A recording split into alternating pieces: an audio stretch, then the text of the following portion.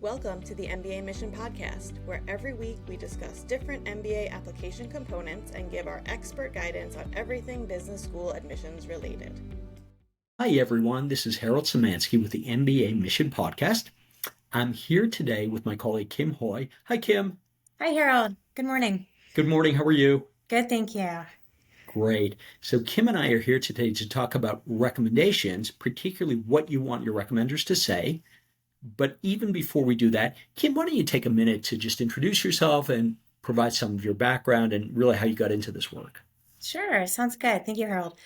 Well, I attended college at Duke University where I majored in economics, minored in French, got a certificate in markets and management. And that took me to my first job out of school, which was investment banking. I worked for a couple of years in New York City in the real estate and lodging group for what was then Solomon Smith Barney, and then did a third year out on the West Coast, went out to Palo Alto and joined the tech group. And then decided that investment banking was not the long-term career for me personally. Yeah. Applied to business school and I ended up joining Kellogg, which was a fantastic experience, and made a bit of a career pivot. I went into brand management, worked in the CPG space for many years for Procter & Gamble, Wrigley Mars, until I received a call from a recruiter to join this sporting goods industry, which was really following a bit of a personal passion of mine. I ran varsity track and cross country while at Duke and still pretty active today.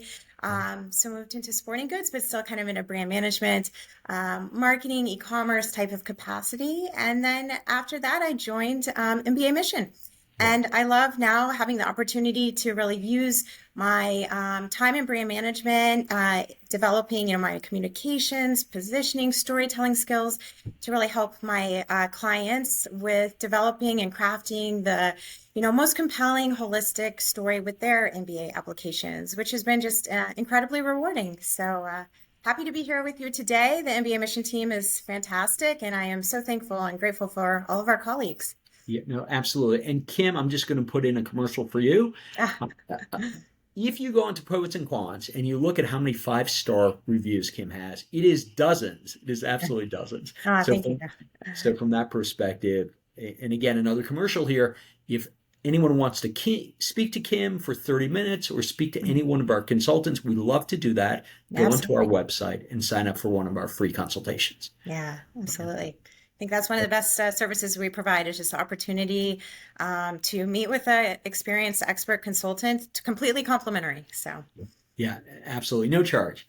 But Kim, one thing that you've really become an expert on here at the firm is recommendations, particularly around how important they are, as well as just what a good recommendation looks like. Yeah. So with that in mind, why don't you first share how you started thinking about recommendations, particularly in terms of how your clients treat them, I'll say, as well as what do you see as a really effective recommendation?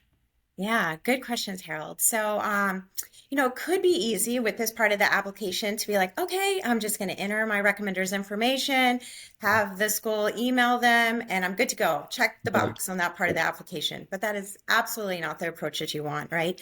The letters of recommendation are such a critical part of the overall application. And in fact, we've even heard admissions directors say if they were to make a decision on an applicant based on only one part of the application, they would choose to read the letters of recommendation. They're that crucial. Yeah, I've actually heard that. I've seen that. Yeah. And you and I can talk about what we sometimes find out from people who weren't our clients and come to us with less than ideal results. And we'll share how frequently that comes down to just not particularly compelling recommendations. Right. Absolutely. Absolutely. And they're just so important to the school because it really is the only outside third-party point of view on you. The entire rest of the application is you talking about yourself. Yeah. So the letters of recommendation can really validate, let's say, your quantitative or leadership or interpersonal skills. They can add credibility to other parts of the application. Say, for example, a story that you share in an essay. A letter of, recommender can add credibility to that story and the value that you brought the organization.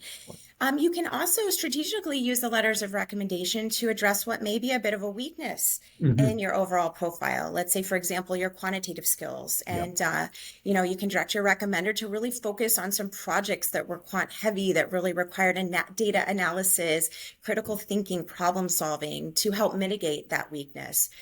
So really, the letters of recommendation are looked at as a very important part of the application, third-party point of view on you. And really hopefully validate all the other parts of your application as well as adding to it. So, so that's why they're important. But when you think about all of those, I'll just sort of just jump in here and say it's not unusual for a client to ask me, well, will the admissions committee believe what I have to say? I mean, in some ways, it's as simple as that. Do they actually believe me? And what I will say to them, if it's truly important, if it's truly been impactful, particularly for the firm, you have to have a recommender validated. That is so critical. Yeah. So then when you think about all of that and how you want to use the letter of recommendation to enhance your overall profile, you do need to think critically about who you want to ask, right, to be the recommender, and put some real thought to that. Certainly, ideally, the first place you can go is your current supervisor. We could talk about in a moment what happens if you can't go to that person. But really, what's most important is that your recommender is someone who's senior to you. They've worked closely with you in a professional context, and that they can really speak to specific examples of you and your work, and they can discuss your strengths, the value that you brought the organization, your skill sets, your characteristics, and they can discuss that in depth, and that they don't just talk in generic language. So it needs to be someone who has worked very closely with you, but again, in that professional context. Right. No, that certainly makes sense. And you sort of anticipated this question. Let's say you can't get your current supervisor to recommend you for the fact that you may lose your job if they know you're going to business school, right, in the extreme, or affect your bonus or whatever it is. Yeah. What do you do then? Yeah, good question. And sometimes you can't ask your current supervisor, or maybe it's not the best decision because you've only worked with them a short period of time. And therefore they just don't know you well enough. They haven't had enough interactions with you to be able to really write in the way that you need your recommender to write. Or it could be a situation, like you said, where you just don't want to disclose that you're looking into attending school because it may jeopardize something, like you said, promotion or your job. So in that case, you really just want to look to who are recent past supervisors that you've worked with. Again, kind of everything I said before, you still want to hold true. You've worked with them in a professional context. Ideally they're senior to you, someone who you do feel is going to be really enthusiastic about you. And I should have mentioned that before. You really do want someone who's going to write this strong endorsement of you and really write positively. So I'd say you go to the other people that you've worked with in the recent past. Again, it needs to be a meaningful duration of time. And then if you don't go with your current supervisor, some schools will directly ask in the application whether or not you have, whether or not your current supervisor is a recommender, and if not, why. So you have a place to explain that. But if the school doesn't directly ask that, you might want to address it in an optional essay, just very briefly. Doesn't need to be long, but just let the admissions committee know why you didn't choose your current supervisor. Right, of course.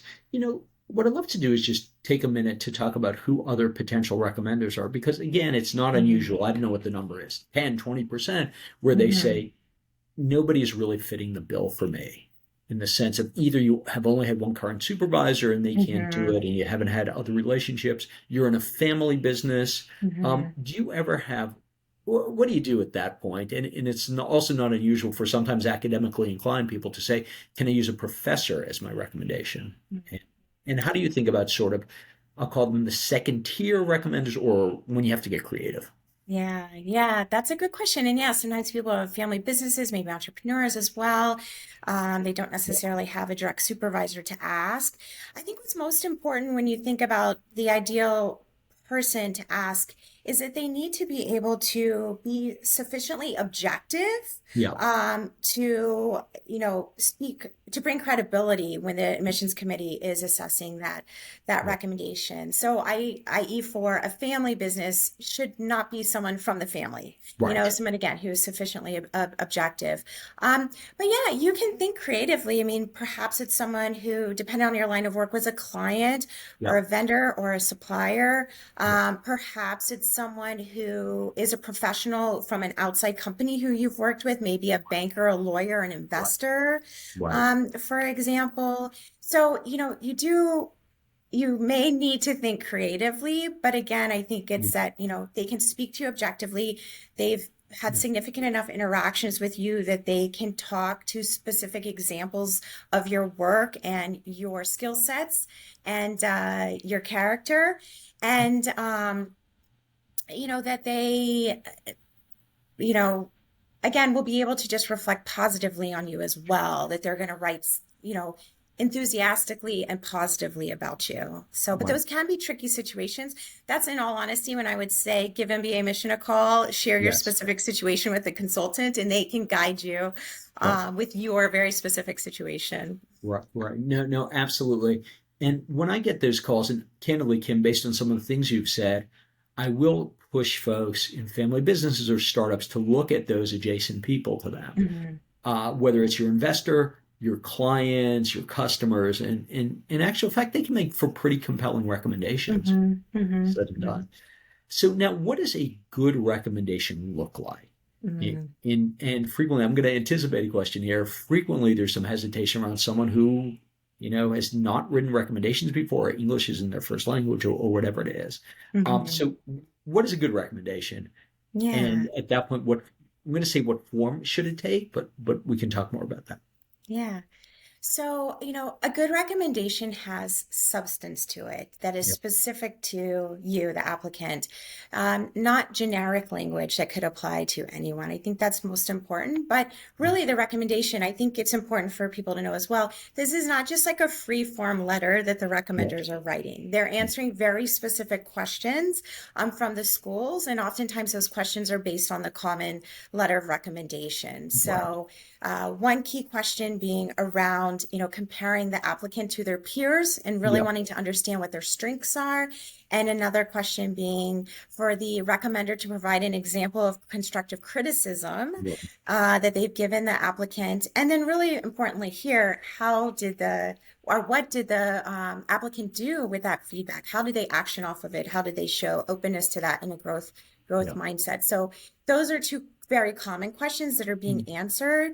And, as mentioned before, in thinking about who you want your recommender to be, you really want your letter of recommendation to speak very specifically to examples of your work, maybe a project that you led that had some really challenging component to the situation that you overcame, and the leadership that you showed in that. Maybe, again, if you want to address a weakness in your application around your quantitative skills, it's talking to like a significant model that you built and, how you thought about the decisions with the inputs and the outputs, and then the recommendations that you made by taking the insights from that model and applying them to the specific business problem or situation, but really speaking very specifically to you, projects that you've led, their interactions with you, and avoiding just generic language. No, that makes sense. Kim, I think one of the most difficult questions for people to understand, for even recommenders to understand, is the constructive feedback question. Because again, you're trying to paint a picture of someone who's terrific on all fronts. And it seems like a real minefield. How do you think about the constructive criticism feedback question? Yeah, that's a great question, Harold. It is a tricky one, and definitely my clients have had difficulties with it at times as well. With this question, I think one thing that's important is it really gives the recommender a chance to have some balance to the recommendation. Yes, you want them to be enthusiastic about you and speak to your strengths, but nobody is perfect, right? Everybody has opportunity areas that they can work on, and this gives the opportunity to give the admissions committee perspective into you holistically as a candidate. But in answering this, really the situation that's provided, you want to make sure it's something that is addressable, right? That you can do something about to change, because constructive criticism, usually it's something somewhat negative, right? But you don't want it to be something that is just inherent in who you are or who a person is that really can't be changed. It's just a part of their character. So, you want to be able to address it. And sometimes you want to think about the flip side of a strength, maybe that can be a negative. Right. It can be one approach when brainstorming ideas. And then really the important part around this question is not just what was the constructive criticism, but what did you as the applicant do about it upon receiving the feedback?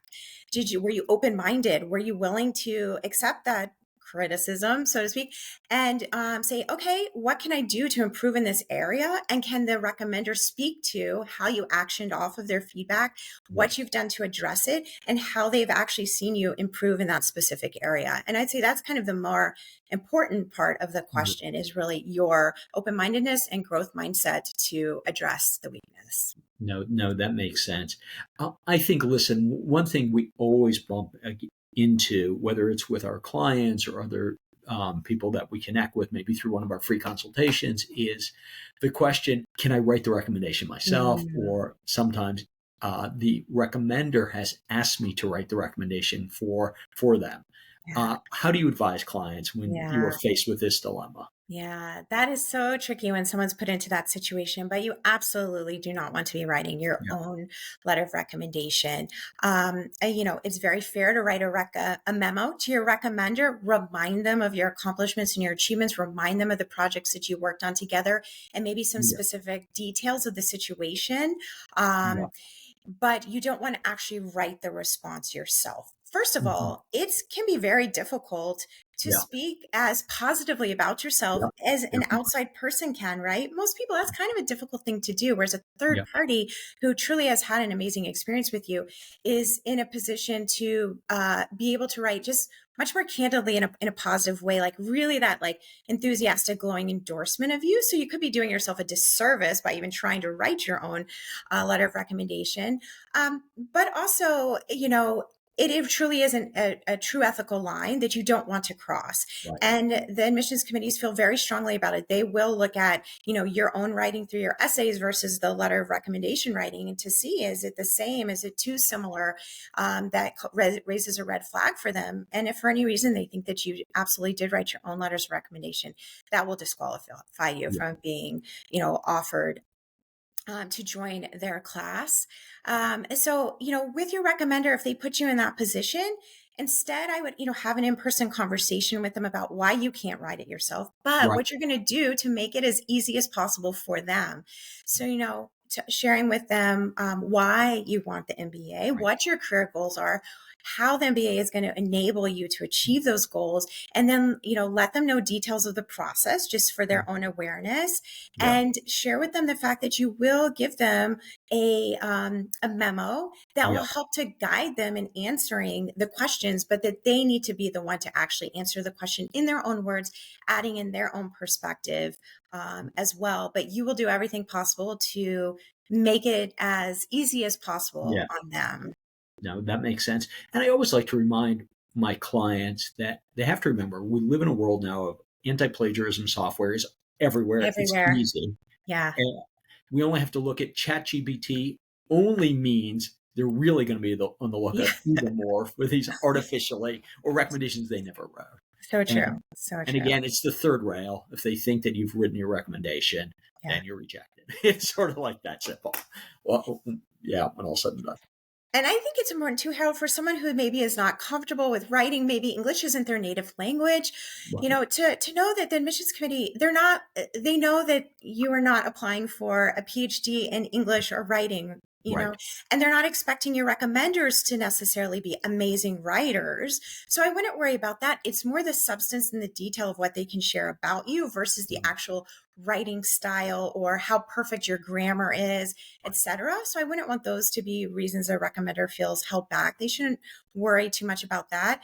And, for someone who English is not their native language or they're not comfortable writing in English, they can write in their native language. And there can be, services that are used to translate into English. So. Right. Absolutely. I see imperfect English also is a sign of authenticity. Yeah. Meaning that this person hasn't necessarily spent a lot of time polishing, but instead really wanted to make the priority number one is getting the message out. Mm-hmm. From that absolutely. And I'll say too, just going back to speaking to what makes a good recommendation, kind of along the lines of what you were just talking about, it's not only like being able to write with detail and specificity, but it's having a sense of being genuine as well, right? That the recommender is like genuinely endorsing and supportive of this person. And like you said, there is a sense of like, authenticity that needs to come through. And so, not necessarily formulaic answers, not necessarily perfect English or grammar, but more the sense of like, yes, I genuinely support this person, think they would be an incredible contribution to your class, and am, supportive of them and their goals. Yeah, no, that makes sense. And Kim, just as we're finishing up here, a client asks you again, what makes for a great recommendation, what they should think about. What do you say to them? Yeah, so I think, kind of going back through what we've talked about a little bit so far, it's, really thinking critically about who your recommender is and who's going to be able to provide those best stories about you, who is going to write this like, glowing endorsement and be enthusiastic to you. And then, with that, providing them with the tools to do so. So writing a strong recommender memo to them that then enables them to have substance to their letter of recommendation, to talk to you, to stories and examples of you, your skill sets, your strengths, your character, how you brought value to the organization with specificity where the language couldn't apply to anyone else but you, right? So, really avoiding just generic, like Harold is great. He's one of the best analysts I've ever had, but really specificity to you and what you did, how you showed leadership or how you showed analytical aptitude or your, collaboration skills, teamwork skills, how you led a team. It really depends on you and your situations, but really making sure you enable your recommender to provide the specificity needed for a strong letter of recommendation and fully answering the questions that the admissions committee is asking as well. Kim, this has all been terrific. And let me just ask you, if somebody wanted to spend 30 minutes talking to you for free, how would they do it? Yeah, absolutely. I would enjoy that. So just go to mbaMission.com and there's a really clear button on our homepage, sign up for a free consultation call, and then just select, fill out the form, I should say, where we ask for some basic information about you and your situation. And then you'll be able to request to speak with me or any of my colleagues, all of whom are experts in the process and would be able to provide a fantastic overview of you and your profile and help you understand the best next steps for your application. Perfect. This is Harold Simansky with my colleague Kim Hoey here at MBA Mission. Please join us for some other MBA Mission podcasts. Have a great day. Thanks for listening to the MBA Mission podcast. Be sure to like, share, and subscribe wherever you get your favorite podcasts so you don't miss an episode. We wish you the best of luck with your MBA applications and look forward to helping you on your journey to business school.